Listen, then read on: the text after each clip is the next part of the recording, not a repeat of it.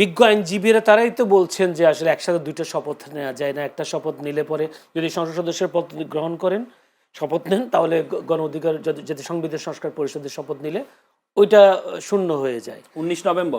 তাহলে 19 নভেম্বর যে আদেশটা হয়েছে, যে অর্ডারটা হয়েছে সংবিধান সংস্কার, এই কি বলে, এই যে আদেশটা ওয়ার্ডারটা হয়েছে রাষ্ট্রপতি যে ওয়ার্ডারটা হয়েছে, সেই ওয়ার্ডারে বলা আছে যে একসাথে শপথ গ্রহণ, একসাথে প্রথম দিনেই যেটা প্রথম দিনে শপথ গ্রহণ করতে হবে সংস্কার পরিষদের।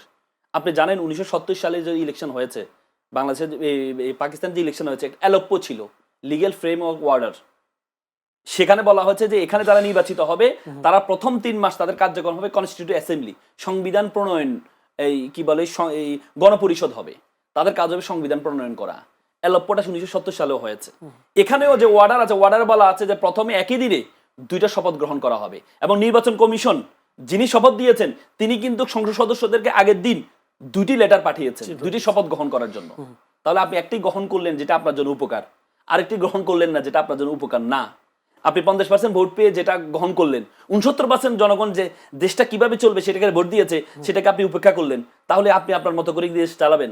আপনি যদি আপনার মতো করে দেশ চালান, তাহলে শেখ হাসিনা তো নিজের মতো করে দেশ চালাতে চাইছিল, টিকতে পারছে?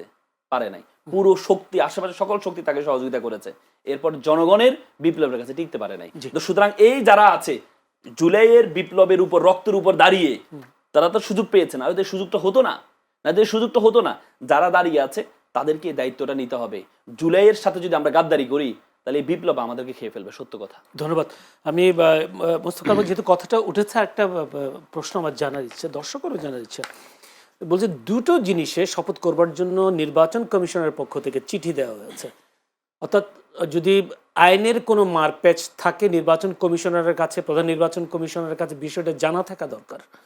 এক, এই যদি জেনে না থেকেও যদি দিয়ে থাকেন, বা যদি বলে জেনে থেকেও দিয়ে থাকেন, তাহলে আইনজীবীরা কেন, বা বিভিন্ন আইনজীবীরা, আপনিও নিশ্চয়ই প্রশ্ন তুলেছেন যে সংসদ সদস্য পদের শপথ গ্রহণের পর যদি সংবিধান সংস্কার পরিষদের শপথ নেন তাহলে আগেরটা শূন্য হয়ে যাবে। এটা কি প্রধান নির্বাচন কমিশনার জানতেন না?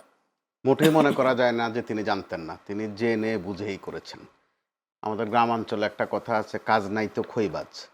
এখন এমন উপাদান আমাদের সামনে নিয়ে আসা হয়েছে, একটাও কিন্তু প্রাসঙ্গিক নয় বা প্রত্যাশিতও ছিল না। এই মুহূর্তে ছিল যে দেশ কিভাবে সামনে এগোবে, কিভাবে ব্যবসা বাণিজ্য, আমাদের বিনিয়োগ বাড়বে, কিভাবে দেশ স্থিতিশীল হবে, আইন শৃঙ্খলা পরিস্থিতি কিভাবে আমরা ওভারকাম করব, সংসদটা কিভাবে প্রাণবন্ত করা যাবে, সরকার কোথাও ভুল করছে কিনা আমরা সেগুলো ধরব, সরকারের সমালোচনা করব, বিরোধী দল ভুল করলে সেটারও সমালোচনা করব। ওই একটা প্রেক্ষিত কিন্তু বাংলাদেশে তৈরি হয়েছিল। দেখেন, আমরা এগুলোর ধারে কাছেও নাই। আমাদের সামনে নিত্য নতুন নানান উপাদান এমনভাবে ছেড়ে দেয়া হচ্ছে, এতে করে মানুষ কিন্তু কম বেশি বিভ্রান্ত হচ্ছে। আর মনে রাখা উচিত, দুটা পক্ষেরই রক্তের উপর দাঁড়িয়ে কিন্তু এই পরিস্থিতিতে আমরা এসেছি। এরই মধ্যে নানান হুঙ্কার দেয়া হচ্ছে, হুঁশিয়ারি দেওয়া হচ্ছে, প্রয়োজনে আরও রক্ত দেব। এগুলো সাহিত্যের ভাষা, কবিতার ভাষা বা রাজপথের ভাষা। এগুলো মানুষের কিন্তু কলিজা ছিঁড়ে যায় এসব কথা শুনলে। কারণ আপনি তো রক্ত দেন নাই ভাই, আপনি বারবার রক্তের কথা বলেন কেন? যারা রক্ত দিয়েছে, যে পরিবারগুলো এখনো হাহাকার করে, ওই পরিবারগুলোর ধারে কাছে একবার গিয়ে দেখেন। যারা স্বজন হারিয়েছে তাদের বেদনাটা একটু উপলব্ধি করার চেষ্টা করেন। কারণ আপনারা বারবার রক্ত দিবেন বলে আপনার সন্তানকে কিন্তু পাঠাচ্ছেন না রাস্তায়, পাঠাচ্ছেন রহিম জলিলের বাচ্চাদেরকে, নিজেদেরটাকে কিন্তু খুব সুন্দর মতো ইনট্যাক্ট রাখছেন, বারবার আবার রক্তের দাওয়াত দিচ্ছেন। এখন রক্তের দাওয়াত আর নয়, প্লিজ দেশ গঠনের চেষ্টা করেন। একটা মোটামুটি লেভেল প্লেইংয়ে কিন্তু আমরা এখন আছি। কারণ আমরা সাদা চোখে যেটা দেখি, বিএনপি বিশাল বিজয় অর্জন করেছে।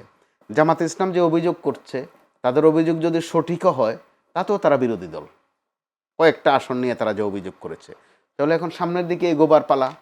এমনকি এটাও তো হতে পারে যে কয়েকটা আসন নিয়ে তাদের আপত্তি আছে, এগুলো ভোট আবার গণনাও হতে পারে। তাহলে সরকারটাকে ফাংশন করতে দেন। যেখানে বিএনপি বড় দল এবং মজলুম, জামাতে ইসলামও মজলুম, তো এই দুই মজলুম যখন আবার পেছনের দিকে যায়, অর্থাৎ নিজেরাও একটু একটু জালিমের মতো আচরণ করে ফেলে, এটা কিন্তু শহীদদের পরিবারগুলোকে কষ্ট দিচ্ছে। যারা হাসপাতালে কাতরাচ্ছেন, এখনো কিন্তু শত শত আছে বিভিন্ন হাসপাতালে, পঙ্গু হয়ে আছে, তারা কিন্তু বড় কষ্ট পায়। নির্বাচন, তাদের প্রশ্ন ছিল যে নির্বাচন জরুরি কিনা, কিন্তু আমরা যারা পেশাজীবী মানুষ, তারা মনে করি একটা নির্বাচন দরকার ছিল, খুব জরুরি ছিল। নির্বাচনটা যথেষ্ট সুন্দর হয়েছে, প্রশ্ন আছে কিন্তু সুন্দর হয়েছে তুলনামূলক। তাহলে এখন ফাংশন কি আমাদের? ফাংশন হচ্ছে সরকারটা যেন ভালোভাবে চলে। তো সরকারকে ছায়ার মতো পেছন থেকে দেখা, বা যেটা আমরা বলি শ্যাডো ক্যাবিনেট, জামাত সেটাও করবে বলেছে। এর মধ্যে কয়েকটা ভালো ভালো কাজও আমরা দেখছি। জামাতে ইসলামী ঘোষণা দিয়েছে তারা কোনো সরকারি প্লট নেবে না, গাড়ি নেবে না। বিএনপিও সেটাকে ওন করেছে, আমরা ভালো লক্ষণ দেখছি। কিন্তু অনেকগুলো প্রধানমন্ত্রী কিন্তু এরই মধ্যে তার যে ওয়াদা, 31 দফা সংস্কারের ওয়াদাই নয় শুধু, নির্বাচনী ওয়াদাই নয় শুধু, আরও নানান ওয়াদা পালনের জন্য কিন্তু ব্যাপক পরিশ্রম যে করছেন সেটা কিন্তু আমরা দিব্যি দেখতে পাচ্ছি। তাহলে তার পরিশ্রমকে সফল হতে দেওয়াটাই বোধহয় বেশি যুক্তিযুক্ত। তা না করে আমরা পেছনের আলাপকে যেভাবে আস্তে আস্তে করে টানছি সামনে, কোনটা বৈধ, কোনটা অবৈধ, কোনটা সাংবিধানিক, কোনটা অসাংবিধানিক, যথার্থ বলেছেন অ্যাডভোকেট রাসেল যে দুদিন পরে কে যে বলে আসবে, এই স্রোত যদি চলতে থাকে, যে সব বাদ দেন, শেখ হাসিনা এই প্রধানমন্ত্রী সাংবিধানিকভাবে।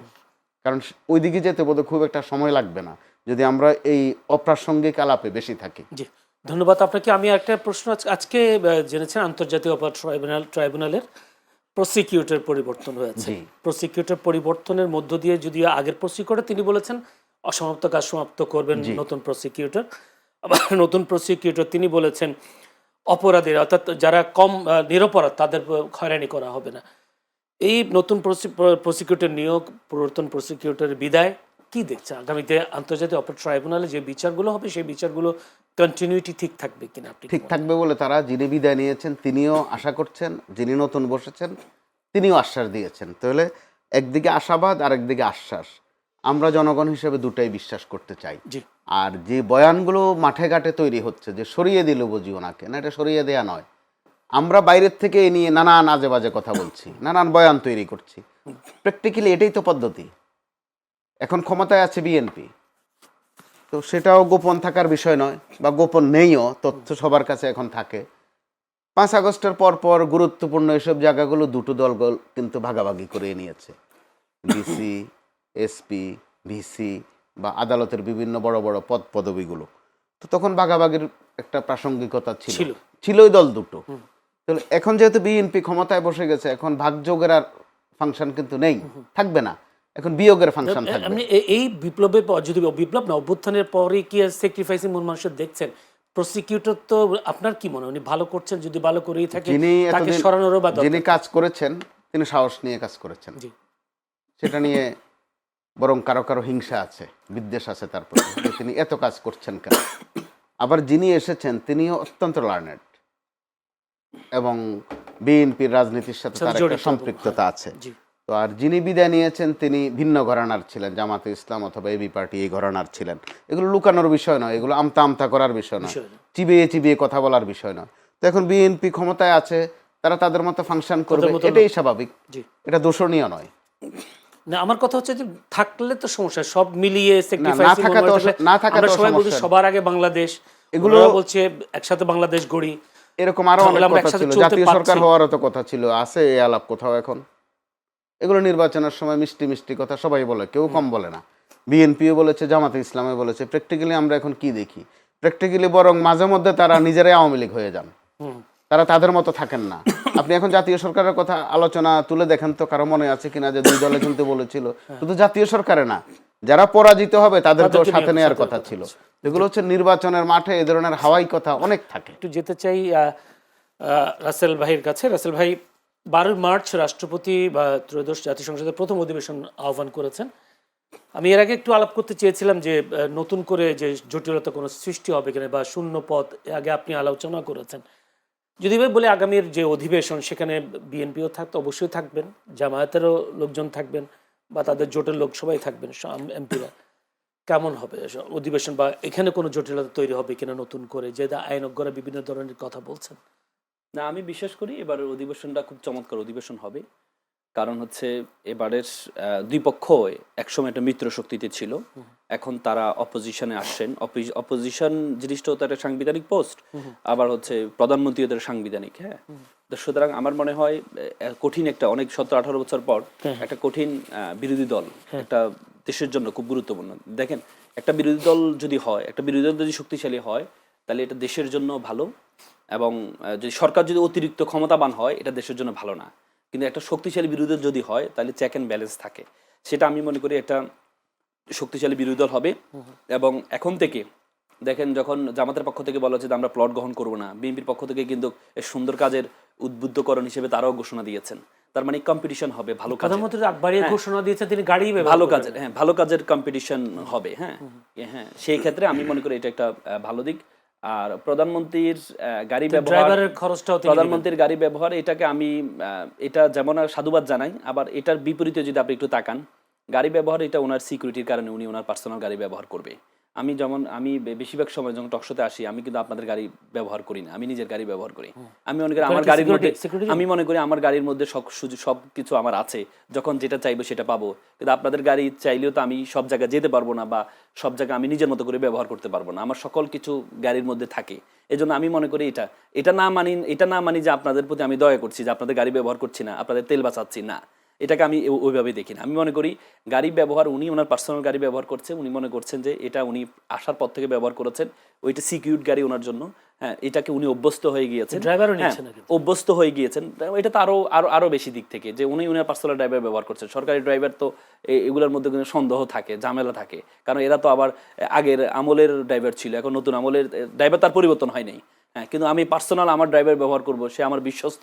হ্যাঁ, এই দিক থেকে আমি মনে করি গাড়ি ব্যবহার বা ড্রাইভার ব্যবহার এটা বড় কিছু না, বড় কিছু অন্য দিক থেকে। যেমন আপনি একটু আগে বললেন, আমি প্রধানমন্ত্রীকে ধন্যবাদ জানাতাম, আপনি যে মাত্র কথা বললেন যে প্রধান এই কি বলে ট্রাইব্যুনালের যিনি চিফ প্রসিকিউটরের ক্ষেত্রে, যদি আপনি জানেন বাংলাদেশে এখন শিক্ষিত যে চিফ প্রসিকিউটর যিনি ছিলেন, তিনি আইনজীবীদের মধ্যে আমরা দেখি যারা প্রসিকিউশনে ছিল আগে, ট্রাইব্যুনাল তো আগে গঠন হয়েছে, প্রসিকিউশন এবং যারা ডিফেন্স লয়ার ছিল, তার মানে তারা যোগ্য, যারা ডিফেন্সে ছিল তখন কিন্তু আপনি তাজুল সাহেব কিন্তু ডিফেন্সে ছিল, তার মানে তিনি তখন কিন্তু খুবই যোগ্যতা প্রমাণ দিয়েছেন ডিফেন্স লয়ার হিসেবে। সেই হিসাবে যখন নতুন সরকার আসলো, অন্তর্বর্তীকালীন সরকার আসলো, তখন অফার দেওয়া হলো, বিএনপিকে অফার দেওয়া হয়েছে যে আপনারা চিফ প্রসিকিউটরটা নেওয়ার জন্য, কিন্তু বিএনপি সেটাকে নিতে চান নাই। কারণ হয়তো এটা এমন হতে পারে, বিএনপি চিন্তা করলো আমরা যদি তাদের বিচার করি তাহলে আমাদের ভোট নষ্ট হতে পারে, বা আমাদের এই আওয়ামী লীগের যে ভোটগুলো নষ্ট হইতে পারে, বা ভবিষ্যতে কখনো আওয়ামী লীগ তাদের বিচার, তখন আমি বলেছি অন্তর্বর্তীকালীন, কারণ তখন তো হচ্ছে ভোটের বিষয় ছিল, এখন তার ভোটের বিষয় নেই, এখন তো ভোট তো যা দেওয়ার হয়ে গেছে, এখন তার ভোটের বিষয় না, তখন কিন্তু একটা ভোটের বিষয় ছিল যে আমরা যদি তাদের, তখন কিন্তু চিফ প্রসিকিউটর হিসেবে তখন কিন্তু ওনাকে যখন ইনভাইট করা হয়, উনি তখন ওনার রাজনৈতিক যে পদ এটা ছেড়ে দিয়ে এসে উনি কিন্তু ওনার গাছ দেখিয়েছেন, উনি যে কার্যক্রমগুলো নিয়েছেন। আপনি দেখেন আইনাগরের বিরুদ্ধে কিন্তু কেউ কথা বলতে পারেনি, আইনাগরে যারা তাদের বলছে মার্শাল লয়ে তাদের বিচার হবে, তিনি বলেছিলেন না, এটা আমাদের এই আইনে বিচার হবে। বলা হয়েছিল তারা হাজিরা দিবে হচ্ছে ক্যান্টনমেন্টে থেকে, না বলা হয়েছে না তাদেরকে সশরীরে আসতে হবে। এই গাছ দেখিয়ে বড় বড় সেরা কর্মকর্তাদেরকে কিন্তু উনি নিয়ে আসছিলেন এবং খুব প্রশংসিত হয়েছিলেন। এবং ওনার এই পর্যন্ত যত কার্যক্রমগুলো আছে খুবই স্মার্ট কার্যক্রম, যেটা আন্তর্জাতিকভাবে স্বীকৃত হয়েছে যে ওনার বিচার উনি যেভাবে এইগুলো সাজিয়েছেন, যে কোনো আদালতের, পৃথিবীর যে কোনো আদালত হোক, এই আদালতের সেম বিচারই হবে। তার মানে এমন একটা যোগ্য ব্যক্তিকে, আপনি যখন জাতীয় সরকারের কথা বলেছিলেন, বিএনপির পক্ষ থেকে কিন্তু জাতীয় সরকার কথা বলেছে, জামাত ছাড়া বাকি সবাইকে নিয়ে জাতীয় সরকার মানে কি, আমরা যোগ্যদেরকে, আমাদের দলীয় যেই চশমা আছে চশমা খুলে আমরা যারা যেখানে যোগ্য তাদেরকে সেখানে আমরা বসাবো, কিন্তু আমরা সেটি দেখতে পাই না।